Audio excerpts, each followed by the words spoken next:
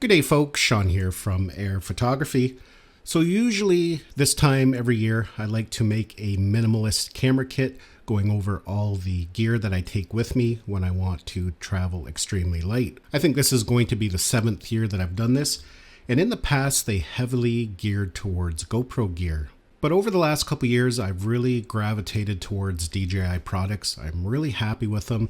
They have such a diverse ecosystem of different equipment that can really help you capture and tell your story. And this is probably the first year that I've gone full DJI because they have everything that I need to be able to get out and capture the type of content I want to capture while out on the go. Now for my minimalist kit, I really like to use these messenger bags or shoulder bags.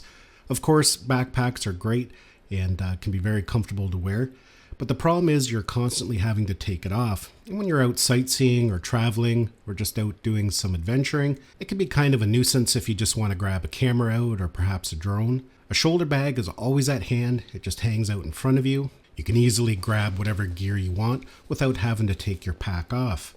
And I have a few different ones that I use. This one here is just kind of a generic one that I picked up on Amazon. It's a nice size. It's kind of got like a leathery kind of vinyl coating on it, so it's not waterproof, but it does help prevent against moisture if you happen to get caught in some rain or splash. The zippers are not waterproof, but I've been pretty pleased with it. I've had this one for about 2 years. So let's just get right into it. I'll show you what I'll be taking when I'm out traveling. I've got a couple trips planned, and this is exactly everything that I'll be taking with me. The first thing here, and this is actually a new product that DJI has just released, and that is the Neo2.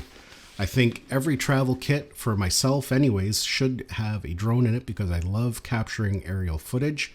I just like the kind of shots I can get with a drone.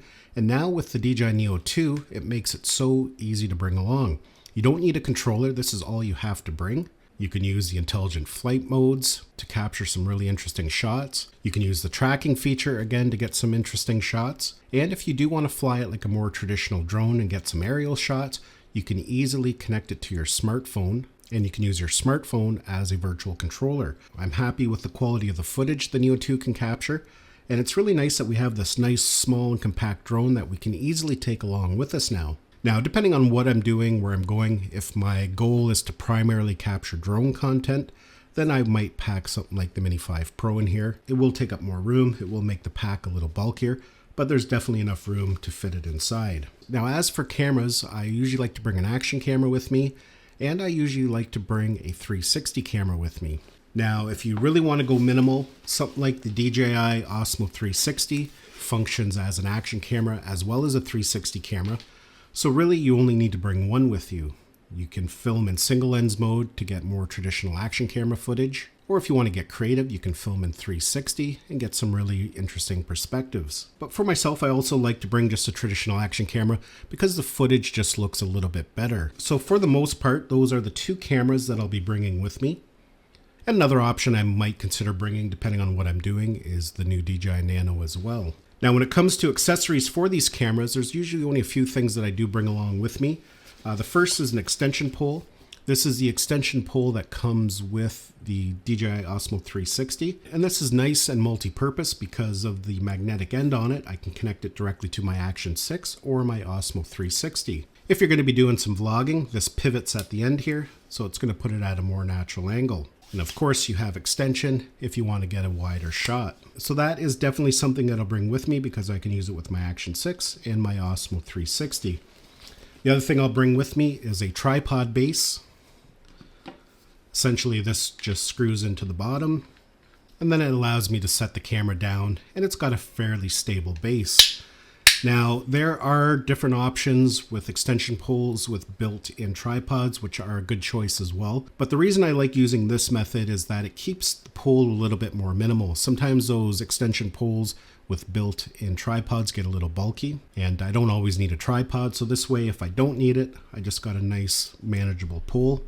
And the other reason is those ones with the built-in tripods are not very long. For the most part, they just don't get high enough if I need a full height tripod. Where something like this gets up fairly high, and the tripod base isn't too bulky, so it's not going to add a lot of extra weight to the bag. Now, one thing that I may bring with me on some outings is the DJI power handle. This works great with the Action 6. You can plug it into your camera. That's going to feed extra power if you're going to be doing a lot of handheld filming throughout the day. Gives you some convenient controls right there on the front. It also has a built-in tripod, so if you do want to set it down to capture a quick time lapse, you can do so easily. And on top of that, it even connects to your Osmo 360 if you're just going to be using it in single lens mode and you want to do some handheld filming. Now these buttons don't work on it, you can't control the camera, but you can plug it in and still add power to your camera. Essentially in this configuration, you'll be using it like a power bank to charge up the camera. Now the next item I'll be bringing with me is the DJI Mic 3, and that way if I need really good audio, if I'm going to be doing some vlogging or some commentary, I'm going to have good audio. This can pair wirelessly directly to my Action 6 or my Osmo 360.